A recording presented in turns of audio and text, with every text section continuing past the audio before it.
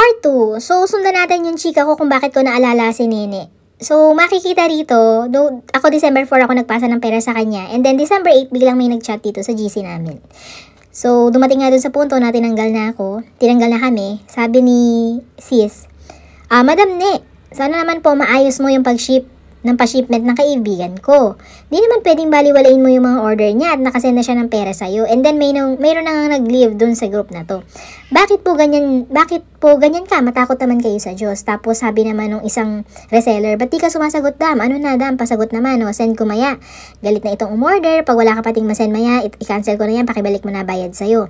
Sis, antay pa ako, tinatawagan ko pa, ayan, supplier process, line up daw, sabi, di ganyan. Kung ano lang sinasabi, ay, wag na pa line up, di ganyan usapan kahapon, usapan, i-ship mo agad. Kaya nagbayad sa user, tapos ngayon sabihin mo, line up, hindi ka maayos kausap. Supplier kasi, pwedeng cancel, lalo, line up na. Ayan, so, ayan yung mga pinagsasabi ni Nene, no? Sabi ko, supplier process, alam ko lang, ako, out, dun, kanila pera. Ayan. Nag-iba na yung tipo ng pagsagot ni Nene, no? Madali lang itong papatrace. So, sabi nga is papatrace nila si Nene. Bakit dami nyo pang order sa akin? Niloko ko po kayo. Antay ko din supplier send proof.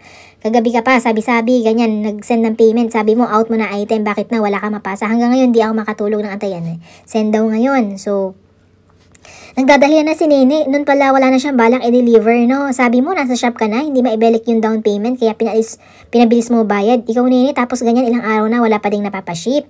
So, dumadami yung mga nagre-reklamo. Di ka naman ganyan, Nene. Bakit ngayon ganyan ka? Tapos may pa-scale ka pang pinapasa. Kasabat nyo pala yung mga taga-scale nyo. Ang gagaling nyo, grabe. So, ito po, for your information, kung gold seller kayo, ito yung ginagamit ni Nene, no? Sa panloloko, no? Sa una is palalasapin ka talaga niya, paniniwalain ka hanggang sa dulo. Naku, ang masaklap kapag malaki yung ibinigay mo sa kanya at hindi na niya ma-ship yung items, talaga namang, hay nako, mauuwi sa wala. So, yung mga yan po yung ginagamit ni Nene. Hindi natin alam kung sino yung mga yan, pero yan po ay accessible to the crime, no? And then, hindi lang ako ang ninakawan nyo, madami pa kami, latest nyo, 19K naman yung nakuha nyo. Ayan, i-post natin sa gold page. Sabi ng isa na hindi na sila makapanloko, lalong nawala yung trust ng mga buyers sa mga legit na.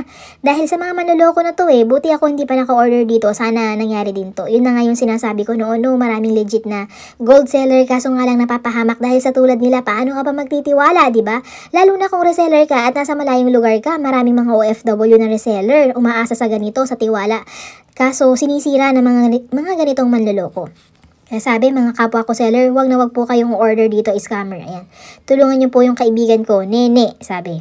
Sabi ni Bizal Gold, ayan, yung isang admin, Nene po, wala po yan sa shop, matagal na po yan ditong wala. Sabi naman ni Mamsh, anong nangyari? Po, may nakapag-order na ba dito? Tapos sabi ni isang reseller dito, ikaw po ang nag-add sa kanya dito, di ba? Sumagot naman si Bizal. Sabi ni Bizal, sabi ko sa inyo, wala na siya dito akong access item sa shop. Oo, kasi sabi niya, babalik siyang reseller. Diretso nyo yan sa akin, di yan mangyari sa inyo. Ayan. So, sabi ni Bizal Gold, ang paliwanag niya, wala na si Nene. Nung sinabi nung isa na ikaw ang nag-add, biglang sabi niya, oo, kasi magre-reseller siya.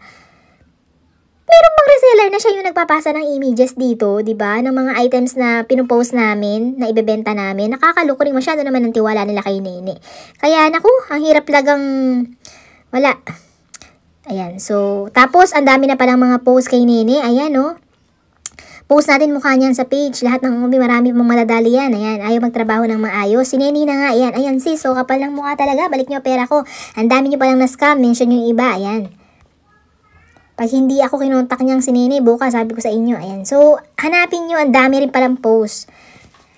Hanggang sa nag-message na nga ako at naisip ko na natatanggalin na ako ni Nene nila dito sa page. Ayan o, kung kilala nyo yan, tulungan nyo naman na agrabyado niya. Ayan o, pinakita ng iba kong kapwa reseller yung mga pinasa sa Gcash number na to. Kaloko rin talaga.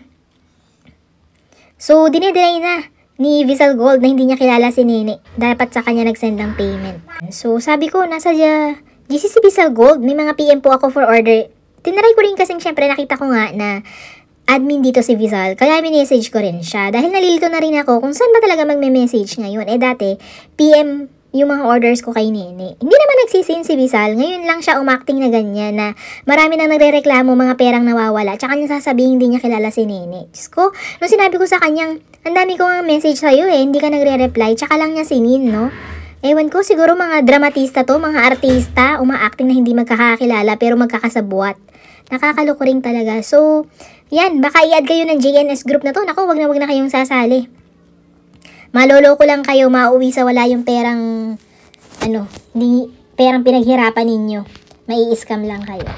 So, ayun lang guys. Baka makita nyo rin yung profile picture ni Nene na yon.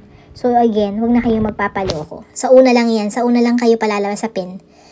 Bandang huli na ko, kukunin lang din yung pera nyo. Ayun lang, bye.